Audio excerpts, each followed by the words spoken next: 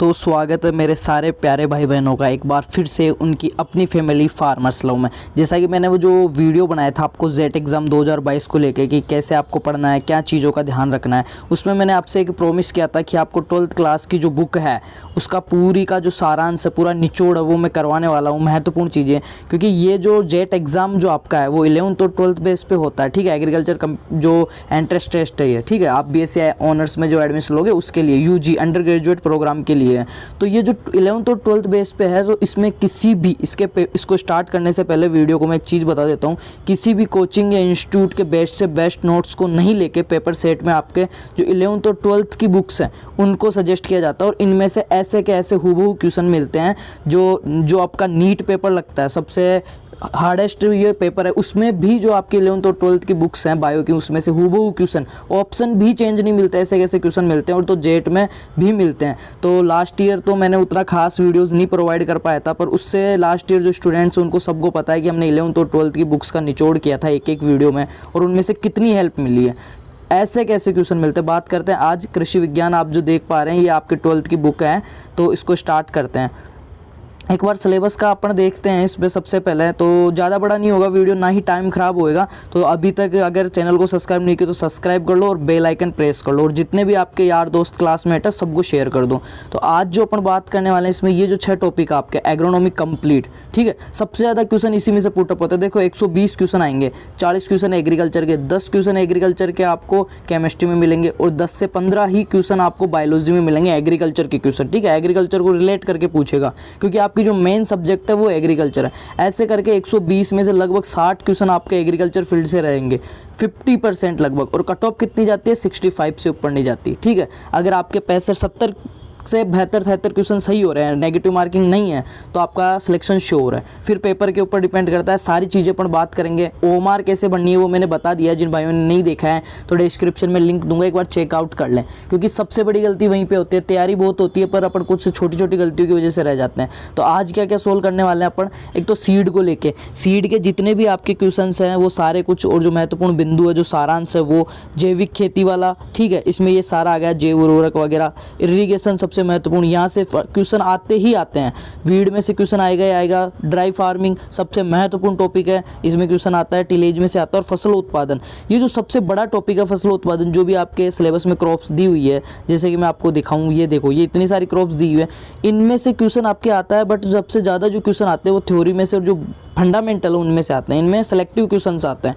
तो जिन भाइयों ने अगर इनको नहीं कही है ना अभी, तो इनको रटने में, इनमें ध्यान ना दें, इसमें टाइम बहुत ज़्यादा वेस्ट होगा। इतना टाइम है नहीं, 3 दिन बचे आपके पास। तो स्टार्ट करते हैं ज़्यादा बातें नहीं करते हुए, ठीक है। नेक्स्ट देखते हैं। तो आपका जो फर्स्ट टॉपिक है उसमें से देखते हैं अपन, महत्वपूर्ण बिंदु देखिएगा आप सबको, आई होप सबको दिख रहा होगा क्लियर। तो बात करते हैं ध्यान से, जल्दी जल्दी, टाइम खराब नहीं करेंगे। महत्वपूर्ण बिंदु फर्स्ट, विज्ञान की वह शाखा जिसमें फसल उत्पादन और मृदा प्रबंधनों का सिद्धांत किया जाता है, क्या कहलाता है, एग्रोनॉमी। एग्रोनॉमी क्या कहलाती है, यहाँ पे देखो सीधा आपको मिल सकता है ऑप्शन की फसल उत्पादन, ठीक है, crop production plus soil management, ऐसे मिल सकता है फसल उत्पादन प्लस मृदा प्रबंधन कहलाता है एग्रोनॉमी। हॉर्टिकल्चर जो आपको 4 ऑप्शन मिलेंगे, तो क्या कहलाता है, एग्रोनॉमी कहलाता है। एग्रोनॉमी किसका शब्द है, ग्रीक भाषा का शब्द है, ठीक है। एग्रोनॉमी का फादर कौन है, पीटर डी क्रेसेंजी। सेकंड पे बात करते हैं सस्य विज्ञान द्वारा कृषण, उन्नत बीज, ठीक है, खेती की जो क्रियाएं उनको बोलते हैं कृषण, जो कल्चरल प्रैक्टिस है। उन्नत बीज, जो अच्छा सीड है उसके बारे में। Fertiliser and manures, irrigation, weed management, पौध संरक्षण, ठीक है, ये हो गया आपके निराई गुड़ाई कटाई, भंडारण जो आपका स्टोरेज हो गया वो हो गया, और हार्वेस्टिंग, ये सारी चीज़ें, मतलब फसल उत्पादन, फसल उगाने से लेके उसको उत्पादन लेते हैं वहाँ तक की, प्लस जो सोइल मैनेजमेंट करते हैं, वो सारी जो कल्चर प्रैक्टिस है, जो भी क्रियाएं हैं, वो सारी एग्रोनॉमी में आती हैं। थर्ड टॉपिक देखोगे, मृदा उर्वरता को प्राकृतिक कारक एवं कृत्रिम कारक प्रभावित करते हैं। मृदा उर्वरता, सोइल फर्टिलिटी जो है उसको कौन कौन इम्पैक्ट करता है, नेचुरल कारक भी आपके, और जो आर्टिफिशियल कृत्रिम कारक मनुष्य के द्वारा वो भी प्रभावित करते हैं। नेक्स्ट 4th नंबर पे देखोगे, फसल उत्पादन की अनुकूल परिस्थितियों में किसी मृदा की फसल पैदा करने की क्षमता को मृदा उत्पादकता कहते हैं। ये ध्यान से देखना, इनमें अंतर आ जाता है, डेफिनेशन आ जाती है, और इनमें से जो क्वेश्चन आएगा वो मैं अभी बताऊंगा। ये आपका यहाँ पे क्लियर होना चाहिए। 2 चीज़ होती है, एक तो होती है मृदा उर्वरता फर्टिलिटी, और एक होती है उत्पादकता, उत्पादकता, इनमें से क्वेश्चन क्या आता है वो भी बताऊंगा अभी मैं। उत्पादकता और उर्वरता में क्या अंतर? उर्वरता तो किसको कहते हैं?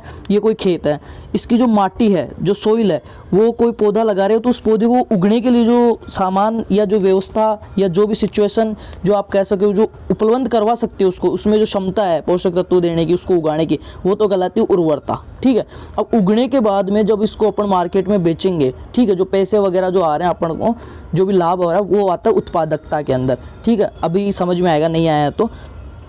फसल उत्पादन की अनुकूल परिस्थितियाँ, फसल उगने के लिए, एक पौधे को उगने के लिए जो भी उसको फेवरेबल कंडीशन चाहिए, अनुकूल परिस्थितियाँ चाहिए, किसी मृदा की फसल पैदा करने की क्षमता को मृदा उत्पादकता कहते हैं। इसे साधारणतः रुपयों प्रति हेक्टेयर में मापा जाता है। जैसे 60 बोरी हो गई आपके, ठीक है, तो उसको बाजार में बेच रहे हो तो वो क्या कहलाएगी? उसकी उत्पादकता कहलाएगी उस मृदा की।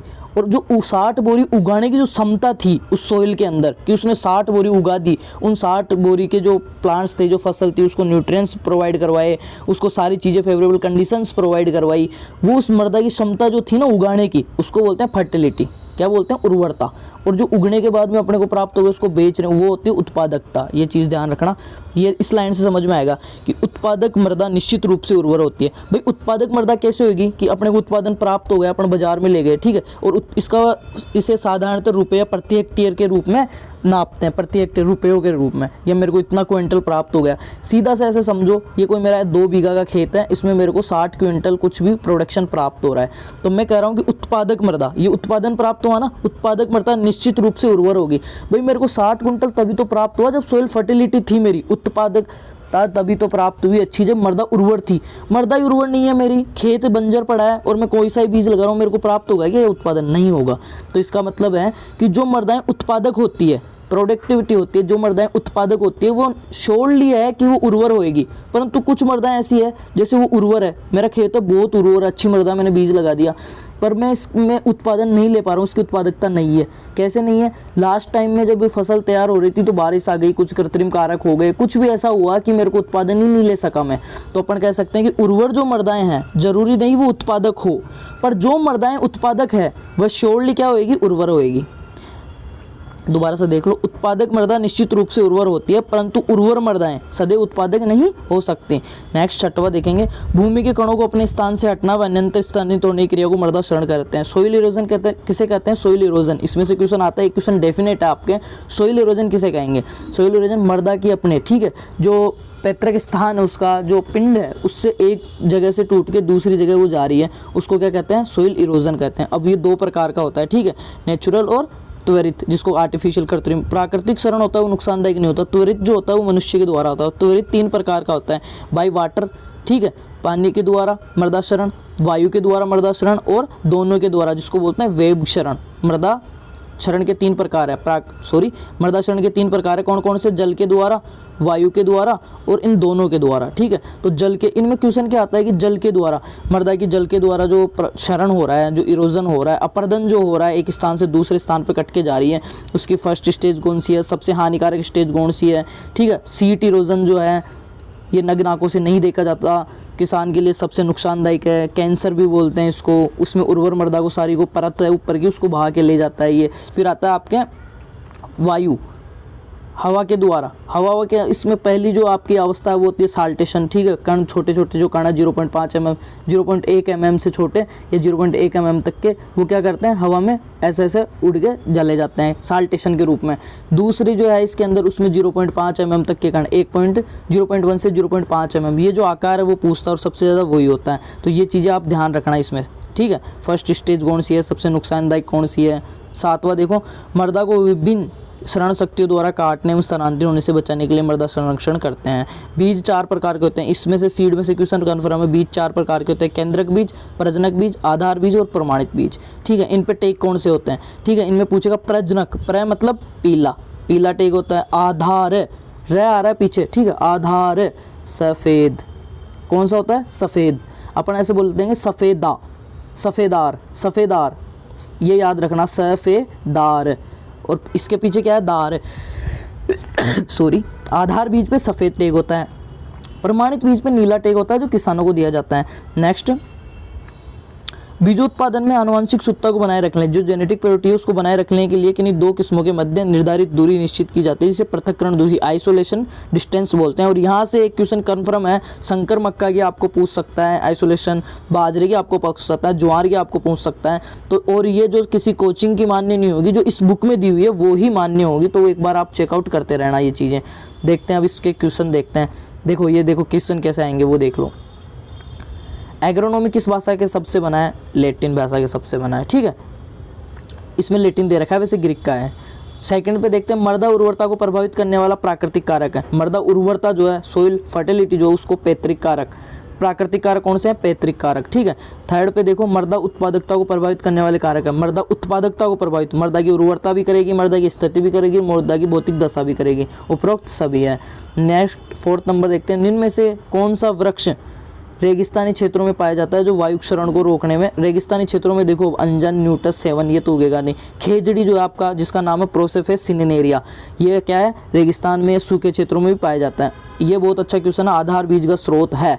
आधार बीज किससे प्राप्त होता है? तो अपने को आधार बीज जो है वो प्राप्त होता है प्रजनक बीज से, जी पे पीले कलर का टेग होता है, प्रजनक पीला। देखो सबसे पहले केंद्रक बीज, केंद्रक बीज से तैयार होता है प्रजनक बीज, प्रजनक बीज से तैयार होता है आधार बीज, आधार बीज से तैयार होता है प्रमाणित बीज। ये जो साइकिल है ये आप याद रखना। नेक्स्ट देखते हैं, इसमें प्रमाणित बीज पर किस रंग का टेग लगा होता है? नीले रंग का टेग होता है। सर्टिफाइड सीड पे किसान को यही बीज दिया जाता है। ये हो गया फर्स्ट। आपका सेकंड जो जैव उर्वरक वाला टॉपिक है, इसमें से देखो थोड़ा वीडियो ज़्यादा बड़ा हो जाएगा, मैं आपको बता देता हूँ। मोस्ट जो क्वेश्चन आएंगे वो चीज़ें कर रहे हैं अपन सोल्व, ठीक है। एंड तक देखना, स्किप मत करना और साथ वालों को शेयर करना। ये देखो नाइट्रोजन स्थिरीकरण वाले जीवाणु, इनमें से एक क्वेश्चन आएगा आपको, या तो बायोलॉजी में मिलेगा या यहाँ पे, पर डेफिनेट श्योर है पेपर दे के वापस आके ऐसे कैसे मिला लेना, यहाँ से क्वेश्चन आएगा। सहजीवी नाइट्रोजन स्थिरीकरण करने वाले जीवाणुओं के अंदर क्या क्या है? अगर नहीं पढ़ा, थ्योरी नहीं आती, कोई बात नहीं, ये चीज़ें रट के चले जाना। दलहनी फसलों के साथ कौन कौन से लेते हैं? सहजीवी, राइजोबियम और बैक्टीरिया। दलहनी फसलों के अलावा पौधों के साथ सहजीवी एजोस्पाइरिलम और एजेटोबैक्टर। एजोला फर्न के साथ सहजीवी एनाबिना। ये चीज़ों तीनों याद रखना। मुक्त जीवी किसे कहते हैं? कौन कौन से मुक्त जीवी? ये क्वेश्चन आता है ऐसे मुक्त जीवी के रूप में। मुक्त जीवों को दो भागों में विभाजित किया, बैक्टीरिया, परपोषी और नीलरित, जो स्वयं बनाते हैं। तो इसमें ज़्यादातर जो पूछता है क्लोस्ट्रीडियम के बारे में पूछता है, एजेटोबैक्टर और क्लोस्ट्रीडियम। फॉस्फोरस घोलने वाले जीवाणुओं के बारे में, ठीक है। कौन कौन से है? PSB है, वेसिकुलर, आर्वस्कुलर है। तो ये चीज़ आप याद रखोगे। नेक्स्ट देखते हैं, ये उर्वरकों के बारे में, उर्वरकों के बारे में से क्वेश्चन आता है कि पोटेशियम वाले कौन से हैं, ये कौन से हैं, एजोस्पाइरिलम क्या है, ठीक है। जो ये एक वायु प्रिय जीवाणु है जो मृदा में स्वतंत्र रहकर, ये क्वेश्चन आता है स्वतंत्र रूपी के रूप में, स्वतंत्र रहकर क्या करता है? नाइट्रोजन का स्थिरीकरण करता है एवं पौधों को उपलब्ध कराते हैं। इससे जैव उर्वरक का उपयोग चावल में इत्यादि में किया जाता है। अब जो क्वेश्चन है वो यहाँ से आता है। ये जो सारणी है ना, इसका स्क्रीनशॉट मार के 3 बार पढ़ के जाना पेपर से पहले। एक क्वेश्चन इसमें से श्योर आपको मिल जाएगा।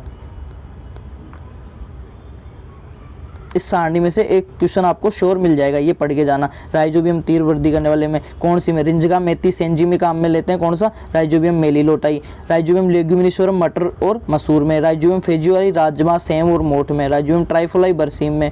और ये देख सकते हो आप जेपोनिकम सोयाबीन में, ब्रेडिजोबियम एल्कोनी सोयाबीन में। यहाँ से कन्फर्म एक क्वेश्चन आएगा आपको, ठीक है, ये देख के जाना आप। नेक्स्ट इसमें बात करते हैं महत्वपूर्ण बिंदुओं की। तो महत्वपूर्ण बिंदुओं में देखो 6 नंबर पे देखोगे, जैविक खेती में फसल को पोषक तत्वों की आपूर्ति के लिए कार्बनिक खाद उपयोग की जाती है। गोबर की खाद में 0.50% नाइट्रोजन, 0.25% फॉस्फोरस और 0.50 पोटास होता है। 0.50, 0.25 और 0.50 NPK, ये याद रखना, क्वेश्चन आएगा। कंपोस्ट फार्म अपशिष्ट सैर, ये छोड़ो। इंदौर विधि, ये देख लो, इंदौर विधि ए हावर्ड व यशवंत डी वार्ड ने विकसित की थी। जो खाद विकसित करने की इंदौर विधि है, ए हावर्ड और यशवंत डी वार्ड ने। 10 नंबर पे देखो, नेडेप किसने की थी? महाराष्ट्र के काका नेडेप ने की थी।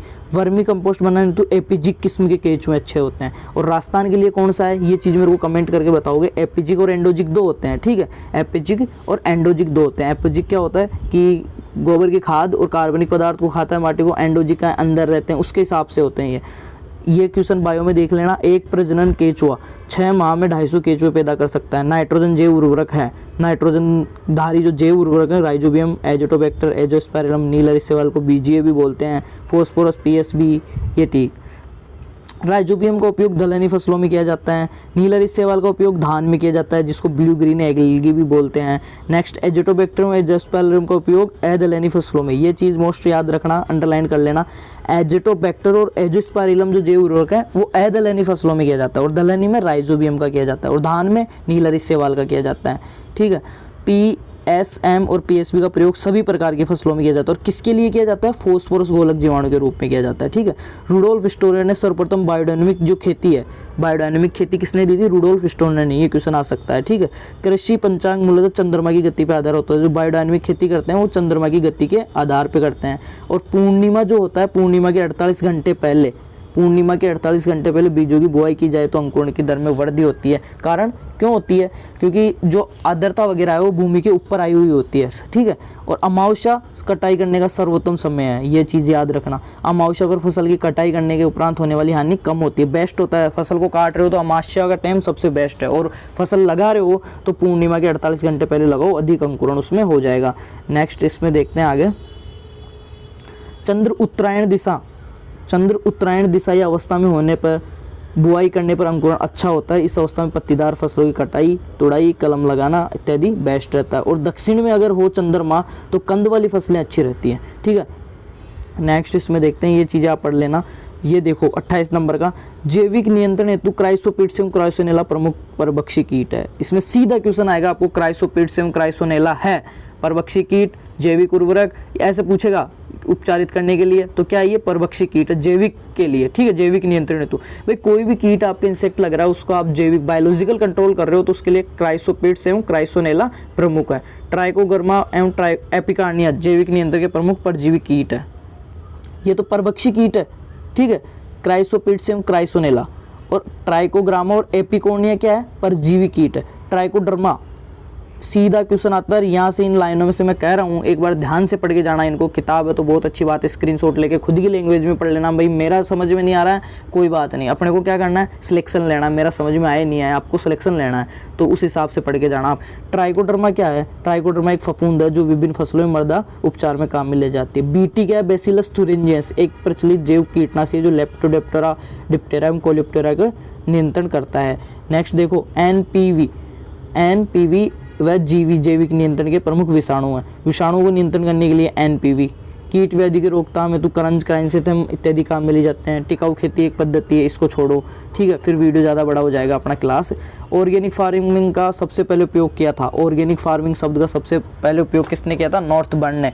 जैविक खेती में उपयोग लिया जाता है, जीवांश खाद लेते हैं। भाई जैविक खेती कर रहे हैं, अगर अपन ऑर्गेनिक फार्मिंग कर रहे हैं तो शाकनाशी काम में नहीं लेंगे, कीटनाशी नहीं लेंगे, केमिकल किसी रूप से लेंगे ही नहीं, जीवांश पदार्थ काम में लेंगे। गोबर की खाद में कितनी % नाइट्रोजन पाया जाता है? अभी मैंने बताया था, जिनको याद है कमेंट करके बताना। गोबर की खाद में 0.50, 0.25 और 0.50 NPK, 0.50, 0.25, 0.50, तो 0.50 या 0.5 अपन इसको बोल सकते हैं। नेक्स्ट, हरी खाद के लिए ढेंचे की प्रति हेक्टेयर बीज दर रखते हैं। बहुत इंपॉर्टेंट क्वेश्चन है, बहुत बार आया हुआ है, कोचिंग्स वाले सब अलग अलग लिखाते हैं, पर जो राजस्थान बोर्ड की बुक में वो है 60 से 80 kg। ठीक है, जीवांश खाद से मृदा की कौन सी अवस्था पर प्रभाव पड़ता है? उपरोक्त सभी। जीवांश खाद डालेंगे तो मृदा की जैविक स्थिति भी ठीक होगी, फिजिकल कंडीशन ठीक हो जाएगी, केमिकल कंडीशन ठीक हो जाएगी, इसलिए उपरोक्त सभी। भारत में कितने प्रतिशत मृदाओं में जस्ते की कमी है? 47% मृदाओं में जिंक की कमी है। ये क्वेश्चन आया हुआ है, ऐसे कैसे? ऑप्शन भी चेंज नहीं थे इसमें। चने के बीजों को कौन से जैव उर्वरक से उपचारित करते हैं? सॉरी एक मिनट, चने के बीजों को कौन से जैव उर्वरक से उपचारित करते हैं? अभी मैंने बताया था पीछे, राइजोबियम से। ठीक है, एजोला किस में लेते हैं? धान में लेते हैं। एजोला का उपयोग कौन सी में करते हैं? धान में करते हैं। बायोडायनेमिक खेती की विचारधारा का प्रतिपादन किसने किया था? सर्वप्रथम रुडोल्फ स्टोनर ने। बायोडायनेमिक खेती रुडोल्फ स्टोनर, याद रखना। चंद्र दक्षिणायन में होता है तो कंद, ये हो गया आपका। जैविक नियंत्रण हेतु परभक्षी कीट है, ये लो, अभी मैंने बताया था ना। आगे क्वेश्चन, जैविक नियंत्रण हेतु परभक्षी कीट है क्राइसोपिड्स। और जो एनपीवी है वो क्या है? वायरस के लिए है। ठीक है, ट्राइकोडर्मा क्या है? एक फफूंद है, ये चीज़ याद रखना आप। नेक्स्ट देखते हैं, थर्ड जो आपका टॉपिक था सिंचाई वाला। सिंचाई की परिभाषा सबको पता है। मेनली सिंचाई की प्रमुख 4 विधियाँ हैं, यहाँ पे देख सकते हो आप। सिंचाई की प्रमुख 4 विधियाँ हैं, पृष्ठीय, अधोसतह, बौछार एवं बूंद बूंद। पृष्ठीय, बौछार, चेक बेसिन सर्वाधिक प्रचलित विधि है। क्यारी विधि जो है सबसे पुरानी और सबसे प्रचलित विधि है। ठीक है, और इसमें से जो क्वेश्चन आता है वो आता है जलमांग का, कि एक फसल की जलमांग आपको पूछते हैं। जैसे धान की आपको याद रखना 900 से 2500 सर्वाधिक, मक्का की 500 से 800 है, कपास की 700 से 1300 है, मूंगफली की 500 से 700 है। जलमांग आप याद रखना, क्षेत्र क्षमता पर जल की उपलब्धता फील्ड कैपेसिटी पे होती है, 100% पौधों को जल प्राप्त होता है। बहुत अच्छा क्वेश्चन है। गेहूं में सिंचाई की सबसे महत्वपूर्ण और क्रांतिक अवस्था है CRI, सर्स जड़ जमने पर 21 दिन, बुआई के 21 दिन बाद। बहुत अच्छा क्वेश्चन है। तो जो क्रांतिक अवस्था है वो सारी फसलों की आपको याद होनी चाहिए। व्यवहारिक दृष्टि से किस विधि से सिंचाई निर्धारण सबसे सरल है? फसलों की क्रांतिक अवस्था पे, फसलों की क्रांतिक अवस्था पे अपन उनको सिंचाई देनी चाहिए। नेक्स्ट क्वेश्चन देखोगे, निम्न में से सिंचाई की सबसे कम दक्ष वाली विधि है, सबसे कम अपने को एफिशिएंसी प्राप्त होती है अनियंत्रित प्लावन, खुला पानी छोड़ रहे हैं ना उससे, और सबसे ज़्यादा प्राप्त होती है बूंद बूंद ड्रिप विधि में, जो किस इजराइल के द्वारा विकसित है, ड्रिप और फव्वारा दोनों, ठीक है। और इजराइल में ड्रिप विधि किसने विकसित की थी? सिमचाब्लास ने। इसमें मेन जो क्वेश्चन आता है वो आता है कि ड्रिप में और फव्वारे में जो प्रेशर रखते हैं, दबाव है, वो कितना रखते हैं? ड्रिप विधि का हृदय क्या है, फव्वारा विधि का हृदय क्या है, ये याद रखोगे आप, कमेंट करके बताओगे मेरे को। निम्न में से किस विधि का विकास इजराइल में होता है? बूंद बूंद सिंचाई विधि का। निम्न में से किस सिंचाई विधि में रास्ते में जल का ह्रास होता है? बौछारी विधि में। बौछारी विधि जो है मतलब फव्वारा, उसमें, ठीक है। निम्न में से सिंचाई विधि की जलमांग वाली अधिक, मतलब जो सिंचाई विधि अधिक जलमांग वाली फसलों के लिए उपयुक्त नहीं है, तो फव्वारा। फव्वारा अब देखो धान के लिए थोड़ी, उसमें तो पानी भरा रहेगा, उसमें चेक बेसिन क्यारी विधि अच्छी रहेगी अपने लिए। नेक्स्ट देखते हैं, सरसों के तेल में किस अब खरपतवार वाले टॉपिक में आ गया। सरसों के तेल में किस खरपतवार के बीजों की मिलावट से रोग हो जाता है? सत्यानाशी। सत्यानाशी के बीज अगर सरसों के तेल में मिल गए तो ड्रॉपसी रोग हो जाएगा आपको, ठीक है, ड्रॉपसी। निम्न में से किस शाकनाशी का उद्भव सबसे पहले होता? 2,4-D को सबसे पहले खोजा गया था। निम्न में से किस खरपतवार का प्रजनन वानस्पतिक विधि द्वारा होता है? मोथा जो है वो वानस्पतिक, इसकी गांठ अगर रह जाती है तो दोबारा फिर फैल जाता है। चौथा देखो, निम्न में से कौन सा जैव अभिकर्ता गाजर घास को नियंत्रित करता है? जाइगोग्रामा बाइकरलाटा। निकोटियाचना बुरची किसको करता है? ये किसको करता है? सारे तीनों का पता होना चाहिए, इन तीनों को घुमा के दे सकता है भाई। देखो मैंने ये बता दिया कि निम्न में से किस खरपतवार का प्रजनन वानस्पतिक विधि द्वारा होता है? मोथा, मैंने बोल दिया। अब आपको ये देखना है बथुआ और लहसुआ और कासनी का किससे होता है। अगर आपको ये तीनों आ गए ना तो इस खरपतवार वाले में से गलत नहीं होगा। जो भी टॉपिक पढ़ो ना ऐसे किया करो, तीनों ऑप्शन देखा करो। और पेपर को कैसे सोल्व आउट करना है, एग्जामिनेशन हॉल में क्या गलतियां नहीं करनी, वो वीडियो में डालूंगा बहुत जल्द, कल। निम्न में से कौन सा शाकनाशी सोयाबीन में यूज करते हैं? इमेजाथापर। कौन सा? इमेजाथापर। निम्न में से कौन सा खरपतवार नाशी द्विबीजपत्री है? एमरेंथस वीडस। एमरेंथस वीडस। नेक्स्ट देखते हैं इसमें, शुष्क खेती का परिचय। इसमें से जो महत्वपूर्ण क्वेश्चन आएंगे वो मैं भी बता देता हूँ। एक तो ये देख लेना, शुष्क खेती का लगभग 58% वर्षा आधारित है और 40% इन्हीं क्षेत्रों में होता है। सबसे महत्वपूर्ण एक क्वेश्चन कन्फर्म है, कहीं से भी ले लेना, ये जो सारणी है ना इसका स्क्रीनशॉट मार लो। राजस्थान के कृषि जलवायु जो खंड है ना, कि इसमें सीधा पूछ सकता है बीकानेर किस में पड़ता है, MPUT जो है आपके महाराणा प्रताप एग्रीकल्चर यूनिवर्सिटी वो किस में पड़ता है, जयपुर कौन से खंड में आ रहा है, सेकंड में आ रहा है, कौन से में आ रहा है, सीधा क्वेश्चन आएगा और कुछ नहीं है इसमें। वार्षिक वर्षा भी पूछ सकता है, बाकी ऐसे सीधा क्वेश्चन आएगा। ये तो ये चीज़ आप याद करके जाएं और लगभग को पता होनी चाहिए। ये सेकंड जो इसमें से क्वेश्चन आने की पूरी संभावना रहती है वो होती है शुष्क खेती के लिए फसलों की किस्में, और इनमें भी पूछेंगे ज़्यादातर राजस्थान की जो मेन किस फसलें हैं उनके लिए। जैसे बाजरे की आपको पूछ सकते हैं HH MH 169 RHB 173, ठीक है। ज्वार के आपको पूछ सकते हैं CHS, बहुत महत्वपूर्ण है ये किस्म। मक्का की आपको पूछ सकते हैं, आपको तिल की पूछ सकते हैं RT 46, ठीक है। सरसों के आपको पूछ सकते हैं मूंग, मोट, उड़द। इन तीनों में से आपको एक नए किस्म का क्वेश्चन मिल जाएगा। अगर फसलें नहीं पड़ी है ना तो छोड़ देना, यहीं से याद कर लेना। किस्में अगर आएगी तो इनमें से प्योरिटी रहती है कि यही आए। T9, ठीक है। बरखा, पंत, यू, पंत उड़द, ठीक है। प्रताप एक किसकी है? प्रताप एक तिल की भी है, याद रखना किसमें, ठीक है। मूंग की है K851 पूसा बैसाखी मूंग, ठीक है। मोट की कौन कौन सी है? जड़िया ज्वाला मोट जोबनेर से विकसित है RMO 40। चौड़ा की C152 महत्वपूर्ण किस्म है। गुआर की दुर्गापुरा जय दुर्गापुरा सफ़ेद। चने की दोहद येलो सबसे महत्वपूर्ण SG 894। प्रभात अरहर, ठीक है। UPS 120। ये चीज़ें हैं। तो ये एक बार जो है 15 हैं, इनमें से एक बार देख के जाओगे, किस्म का क्वेश्चन आपका गलत नहीं होना चाहिए। महत्वपूर्ण बिंदु ये है, सारे जो अभी आपकी बुक के महत्वपूर्ण बिंदु है वो सारे देख के, पीछे जो क्वेश्चन है ना उनको बहुत हल्के में लेते हो आप। बुक के पीछे जो ऑप्शनल क्वेश्चन है उनको इतना हल्के में मत लिया करो। इनमें से क्वेश्चन आता है ऐसे कैसे। जुताई की गहराई के अनुसार हल्की जुताई होती है 5 से 6 सेमी, मध्यम होती है 15 से 20 और गहरी होती है 25 से 30 सेमी। और हो सकता है कुछ क्वेश्चन आपको इजी लग रहे हो, बट ये जो मैं बता रहा हूँ ना आपको, ये जब पेपर में आएंगे ऑप्शन दिखेंगे ना तब इजी नहीं लगेंगे। ये चीज़ देखो आप, कृषि जलवायु खंड आपको देख के जाना, शुष्क खेती किसमें, और भू परिष्करण जो है टिलेज, उसके बारे में क्वेश्चन देखते हैं। हमारे देश में कुल शुद्ध कितना प्रतिशत क्षेत्र पर वर्षा आधारित होती है? 58%। मृदा में नाइट्रोजन स्थिरीकरण में सहायक है उड़द। उड़द जो है नाइट्रोजन स्थिरीकरण कैसे भाई, लेग्यूम है तो इसकी जड़ों में राइजोबियम पाया जाएगा, वो क्या करेगा, नाइट्रोजन का स्थिरीकरण करेगा। भू परिष्करण का मुख्य उद्देश्य क्या है? मृदा की भौतिक दशा को सुधारना। और एक चीज़ पेपर, हाँ वो मैं आपको बताऊंगा एग्जामिनेशन हॉल में क्या ध्यान रखना है, कैसे ओएमआर कैसे बननी है वो मैं बता चुका हूँ। सामान्यतः प्राथमिक भू परिष्करण किया जाता है बीज की बुआई से पहले, ए ऑप्शन राइट है। अब ये चीज़ देख लेना एक उत्पादन, तो नए आंकड़े तो नए देख लेना, नहीं एक क्वेश्चन इनमें से भी आता है आपके, इसमें हॉर्टिकल्चर वालों का वो हो गया, कितने टन क्या पैदा हो रही है उसमें से। महत्वपूर्ण बिंदु देख लो, आम उत्पादन में भारत का पहला स्थान है, 40% आम अकेला भारत करता है। केले के अंदर कार्बोहाइड्रेट 27% होती है। विटामिन B1 पाया जाता है। विश्व में सबसे बड़ा केला उत्पादक राष्ट्र है भारत, ठीक है, केला उत्पादक राष्ट्र भारत। और आम उत्पादन में फर्स्ट स्थान है, 40% आम अकेला भारत उत्पन्न करता है। और ये आप देख लेना भारत के क्षेत्रफल में आम, केला, नींबू वर्गीय फलों के बाद चौथे स्थान पर आता है। नींबू क्या है, नींबू वर्गीय फलों के बाद चौथे स्थान पे आता है। इसकी खेती मुख्य रूप से भारत, ब्राज़ील, मेक्सिको में की जाती है। बेर की पत्तियों में 5 से 6% अच्छी प्रोटीन पाई जाती है। अंगूर की उत्पादकता में प्रथम स्थान है। बहुत अच्छा क्वेश्चन है। क्वेश्चन देखते हैं, भारत में सर्वाधिक मात्रा में कौन सा फल पैदा किया जाता है? केला, ठीक है। राजस्थान में कौन, और पूछे फर्स्ट पे आम भी है, ठीक है। और देशों की बात करें तो जो उत्पादन हो रहा है ना, टोटल उत्पादन, उसमें फर्स्ट स्थान आम का है। और बात करें टोटल उत्पादन की कि सबसे ज़्यादा किसका उत्पादन हो रहा है, तो केला अपने होता है सबसे ज़्यादा, सबसे जो सारे देश हैं। जैसे सीधा सा समझना, पूरा 100% आम, 100 आम पैदा हो रहे हैं, उनमें से 40 आम भारत दे रहा है और फर्स्ट स्थान पे, ठीक है। अब केला 100 पैदा हो रहे हैं ना, उनमें से सबसे ज़्यादा, अब हो सकता है इसमें से सारे देश मिलके और, तो 60 अकेला है ना अपने भारत दे रहा है। राजस्थान का कौन सा जिला छोटा नागपुर कहलाता है? झालावाड़, जहाँ से एकमात्र हॉर्टिकल्चर कॉलेज है। फलों को सुरक्षा प्रदान करने वाले खाद्य पदार्थ क्यों कहते हैं? क्योंकि इसमें विटामिन और एंटीऑक्सीडेंट्स से भरपूर होते हैं, जो अपने को रोग क्षमता में मदद करते हैं। फल उत्पादन को बढ़ावा देने वाली क्रांति कौन सी है? सुनहरी क्रांति। डॉक्टर KL चड्डा इसके वो हैं, गोल्डन रिवोल्यूशन। हरित क्रांति 1966-67, MS स्वामीनाथन, विलियम्स गोर, ये क्या थी 1966-67, खाद्यान्न को बढ़ाने के लिए। सुनहरी क्रांति हॉर्टिकल्चर क्रॉप्स को बढ़ाने के लिए। गोल क्रांति आलू के लिए। इंद्रधनुषी क्रांति कृषि के सभी क्षेत्रों के लिए। नेक्स्ट 5वां क्वेश्चन देखो, सावन माह में भगवान शिव की पूजा अर्चना कौन से फल वृक्ष से करते हैं? बेल पत्तर, सबको पता है। गंगानगर व हनुमानगढ़ जिले में कौन सा फल होता है? किन्नो। सर्वाधिक कौन सा होता है? किन्नो।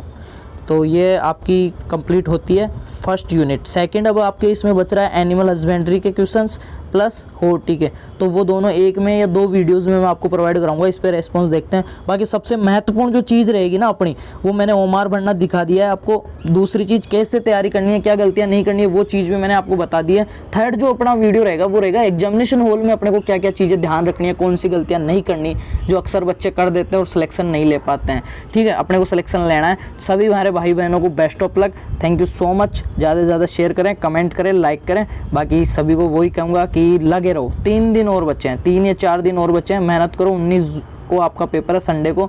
19 के बाद में फ्री हो आप, ठीक है। और काउंसलिंग को लेके आप कौन सी कॉलेज में लेना है, नहीं लेना, फीस, सारी बात मैं एंड तक, जब तक आप कॉलेज में नहीं एडमिशन ले लोगे ना जाके रेगुलर क्लास से, तब तक मैं आपके साथ रहूँगा। नीचे मैं लिंक दे रहा हूँ डिस्क्रिप्शन में, वहाँ पे चेकआउट कर लेना। कोई दिक्कत हो तो मेरे को कमेंट करके बताना। आपका भाई हमेशा आपके साथ है। Thank you so much.